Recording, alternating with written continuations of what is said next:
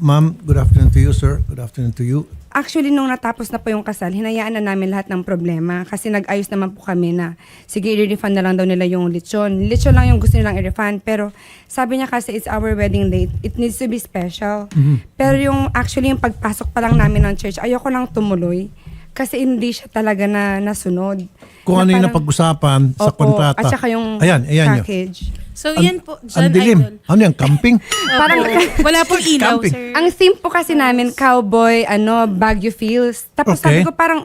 Sa Baguio yung setting. Opo, Okay. Baguio po, pero brown out. So sabi ko, bakit naman ang dilim? So yung mga iba pong guests, nag-ano po sila, after po ng kasal, sabi na, anong nangyari sa wedding mo? So para yung, ako na parang prepare ko ng ilang years, ng 2 years, tapos nag-spend ng hard-earned money, tas ganyan lang yung kinalabasan. So parang, at the end pa po ng kasal, may nag-post na isang bride na nagko-complain, hindi nagko-complain, pero parang hindi siya nire-recommend. Yun po pala, madami na siyang victim. So ngayon, may group na po sila na isali pa po sa group. Magkano pong bayad nyo? 1.1 something. Sa kanya pa lang po yun. Wala pa po yung... 1.2 million. Opo. Kasi sa package po, hindi niya po nasunod lahat. So ako na po yung Ano nag-provide. pa bang nakalagay sa package na Madami hindi po siyang hindi na-provide. Yung parang entrance pictures, pati yung essentials na dapat nakalagay sa package. Sabi nila na kami daw bibili. So since nasa abroad kami, tas malapit na yung kasal, natataranta na po ako. Ako na yung nag-provide lahat. Ako na yung nag-connect and everything para lang ma-okay na.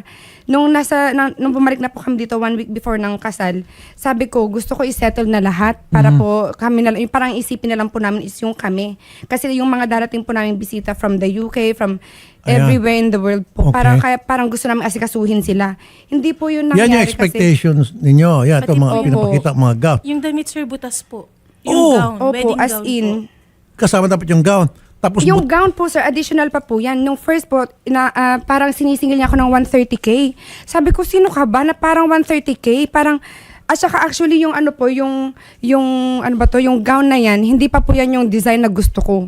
pinakitaan ka ng mga pictures na ito yung kalalabasan, itong magiging setup ng wedding mo. Nagpakita ng mga pictures, Opo. wedding gown, nagpakita ng pagkain, venue, etc. Opo. Pero hindi nila na-meet yung expectation. May Hindi po. kontrata po kayo.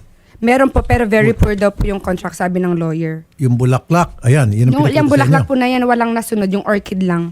Ang usapan po namin, tulips talaga yung main na flower dapat. And then, yung sa food, ano yung dapat? Yung sa grazing table po, kasi yung mga pinopromote nila na grazing table, parang pick up. yeah, okay. Alright. Tapos yung Hors sandwich d'oeuvres, parang okay. nasa Tupperware lang. Iba yung nasa parang Tupperware? Ayun, yung white na Ganyan Okay. lang yung Yung mga ini-endorse niya, yung mga pinapakita niya sa mga brides. Parang nakikita ko po, tinipid niya po yung wedding namin. Saan po yung venue? Sa country club po. Coordinator po, mag-hire po siya ng supplier. So yung supplier po mag-ano ng trusses, ng parang styling Mga ilaw, and everything. ganon. Opo. Okay, Ng mga light lighting. bulbs, lighting. Opo. Yes. We had the Cordelia area convention hall Right. because we're anticipating a lot of guests. Sadly, some had to pull out last minute. But we paid for the largest hall that the BCC has, and then they cut the hall in half with black curtains and their lighting set. Tama nga naman, yung wedding coordinator ang bahala sa lighting. Opo. Diba? Pati mga picture Opo. and all. Attorney Garrett, gusto ko Hello po, magkaroon Sen. tayo ng hearing Yes po, Sen. tungkol Magandang hapon dito. po. Kasi Yes kahit po, na Sen. sino pwedeng mag-volunteer na maging wedding coordinator, magpo-post Opo. sa Facebook, kung saan-saan. Yes po. And yet, hindi pala sila qualified. What if this time around, iubliga natin lahat ng wedding coordinator kumuha ng lisensya na capable sila na mag-provide ng services na kanilang sinasabi sa kanilang ads? Pwede naman po natin siyang gawin, Sen, with the cooperation of DTI na sila po magsacertify na sila ay capable na wedding coordinator. Yes. Because tulad nga po dito, Sen, no, I think they pretended that they had the capacity to deliver yung kanilang contract. So tingin ko dito, they overpromised, they underdelivered po, Senator. Overpromise, So- underdeliver, I think that's the right word. And overpricing. And overpricing. I think the remedy for now is to file a case of staffa against the wedding coordinator. Opo, Sen. That's one way po. Aside po siguro sa yung gagawin po nating hearing, estafa po talaga, Sen. As the lawyer said nga po, no, yung counsel po nila, yung contract is very vague. So that's a red flag already.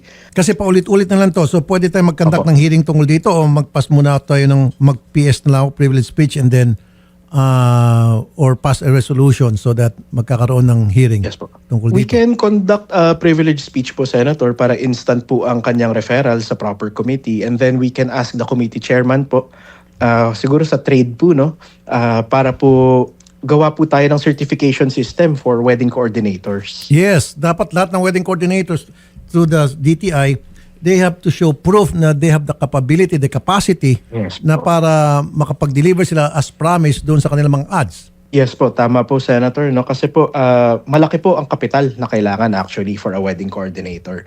Hindi lang po basta-basta yan, because sometimes you have to advance payment for the client para lang po ma-secure yung mga suppliers. At yung mga nag-advertise ng sila ay wedding coordinator daw na walang certification galing sa DTI, pwede silang makasuhan or pwede ipa-down yung kanilang ads. Kumbaga instant na po may presumption na po ng pangloloko sen kapag sila ay nagpresenta ng wala silang Yun. na sila ay wedding coordinator. Failure to show certification from DTI na they have the capacity na mag-provide ng service na kanilang sinasabi, then pwedeng sabihin hindi sila legit at pwede silang Opo. makasuhan na. Opo, Senator, para mas madali po ang filing ng estafa later on po. Okay, unfortunately, Ms. Shane, Sir Peter, the wedding coordinator is not answering our calls. Several times we've been calling even before the show. It looks to us that they're really trying to avoid the responsibility of paying whatever's Actually po parang 15 brides na po yung tinatakbuhan niya. 15 brides? Opo. Oh! Meron po kaming GC na dati dalawa lang kami tas biglang nagpatong-patong na. Meron pa din pong mga future brides na nagbayad na. Gusto nyo lang i-cancel pero hindi siya mahanap kung nasaan siya. Pero nung nag-outing pa po sila just like the other day. Pero hindi siya sumasagot sa mga hindi siya nagsisin ng messages. Hindi din siya tumutupad sa Pagmasdan niyo po yung mukha, ayan si Jelly Yes, beware Tayabet. po of her. Be careful really. Yung mga previous Yes mga po. complaints natin about wedding coordinators ng staffa, yun yung isama natin sa privilege speech ko. Yes po, Sen, Para agad-agad definitely. ma-repair sa proper committee. Secretary Maria Cristina Roque, DTI Secretary. Ano pong pwede magawa dito ng DTI? Actually, pahingi, Senator, yung mga pangalan nila, no? Then, i-forward natin dito sa department. We have yung the Fair Trade Group. And then, we will get back to them kung ano yung But definitely, kung may violation yan, we will definitely have to go through the process. But the problem is, Secretary, they don't have a BIR permit. They don't have a permit from DTI and all other agencies, maybe even from the BPLO, Business Permit and Licensing Office. So, ito yung tinatawag ng mga fly-by-night. So, how do you handle this, Sec? Okay. Yes, actually, dapat, first and foremost, we have to inform the consumers that when they get coordinators, wedding coordinators, or even other let's say people that they contract, they need to check kung talagang legit sila. So they must have government, they must be government compliant. Yan yung unang-una, no? So syempre, for all of these, let's say companies or let's say people, kasi wala silang, wala silang permits and all that, we really need to go through the process. So, pwede ko kayong tumulong dito sa pag-file ng staffa case against dito sa wedding coordinator na nireklamo sa amin ngayon, Sec? Yes, I need to check lang sa legal team namin just to make sure. But definitely, we will address this issue. Last question po, Sec. Sa experience ninyo go po, ahead. how many people na pumunta sa inyo para magreklamo dahil sila po yung niloko ng mga wedding coordinators? I don't have the numbers, pero yung magloko nanloko ng tao, madami na po. Actually, Marami I na. don't have the numbers now, but there are a lot. We have a department even for mga defective items dito po sa DTI, may department kami that Okay. addresses these issues. Sige po. At saka sir pala gusto naming kasi yung boyfriend niya nag-send sa amin ng intimidating messages. May boyfriend siya? Opo, na Indian. And I've heard po na pinagmamalaki daw po niya na killer daw po siya. Is here? Itong Indian? Sa hometown po niya. No, is he here? Yes, Si Indian? opo, nasa Ay, San Juan daw pa-deport po natin. You siya. have the name? Opo, Deport? yung sa Facebook po. Kavnit po. Piece of Ang cake. yabang po nila super yabang po nila as in. Killer siya, yung Indian. Yun po ang sabi niya. Uy, nakakatakot. Ngayon pa lang, Yun nga nanginginig po, na ako kaya sa sabi niya, takot. Like search for who I am. Sabi pa po Yeah, niya he sa was- amin. Pasa po natin yan sa immigration, imbestigahan po ng immigration yan. Pag oras na na-identify po siya na talagang siya talaga yan, I promise you 101% he will be deported. Thank you, sir. That I Thank can so assure much. you. Kasi itong pagbabanta pa lamang niya, deportable to eh. Opo. Unbecoming of an alien. So, Attorney Garrett, ano Yes to? po, sir. Papile tayo ng estafa against this guy. Yes po, tama rin po si Discard. ma'am na sa Baguio po dahil doon po nangyari ang elements ng crime. So they can proceed with the filing of estafa po, Sen. Okay. Lalo po makakatulong na parang habitual niya pong ginagawa to. In fact, kung marami na pong transactions, the amount may lead na large scale po ito, Sen. Large scale. Opo, Sen. Oh. Depending lang po sa amount na kanyang natakbo, sa dami po ng brides na kanyang naloko.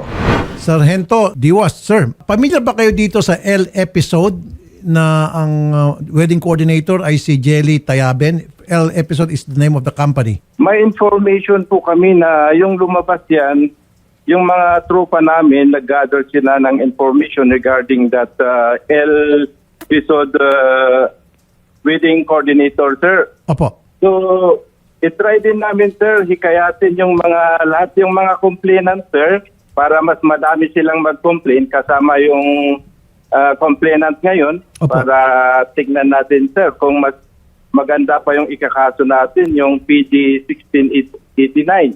1689. Yung large scale or syndicated estafa po, sir. Okay, ang tanong ko nga, sir, follow up. Ito ba ang kauna-unang reklamong natanggap nyo pertaining to L episode and Jelly Tayaben o maraming beses na? So far, sir, wala pa ngayon, Ngayon sir. pa lang. Okay. Opo, sir. So sir, tinutulungan namin kasi itong si Miss Shane Joy at saka Mr. Peter Daniel, Mr. and Mrs. Jones na magsampa ng kaso laban dito kay L episode at Jelly. So sir, darating kami dyan para makapagsampa ng formal na reklamo. Opo, sir. Open po yung opisina natin, sir, sa pamumuno ni Police Major Regan Orilla, sir. Sorry mama, I'm not victim blame dito. Didn't do due diligence? Kasi po, Investigation na-meet po before? namin sila sa wedding fair. Wedding fair. Mismong sa wedding fair. At saka nakausap din po ng one of the brides, yung organizer ng wedding fair, na bakit ganyan, na parang kung sino-sino lang yung nakukuha nilang pwedeng mag-join ng bridal fair. Kasi parang ito po sa nangyayari, parang bogus siya eh. Hindi talaga siya nagsaservice ng maayos. And she has like a lot of victims. So parang dapat kapag organizer ka, dapat yung mga talagang may DTI, yung mga may permit lang ang inaalaw nilang makipag-join.